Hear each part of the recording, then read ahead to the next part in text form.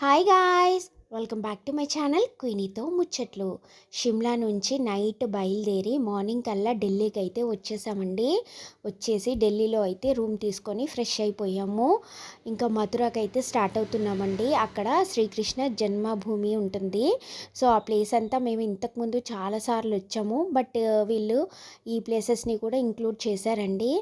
So ఇంకా 2 days ఉంటాం కదా, ఇంకా రూమ్లో ఉండి ఏం చేస్తామనేసి మేము కూడా వచ్చామన్నమాట. ఇది చాలా అంటే చాలా బాగుంటుందండి. ఇక్కడ భలే ఉంటుందన్నమాట. అయితే ఢిల్లీలో 2 డేస్ ఉండబోతున్నాము. ఫస్ట్ డే మార్నింగ్ అంతా కూడా శ్రీకృష్ణ జన్మభూమి దగ్గరే ఉన్నామన్నమాట. చూస్తున్నారా?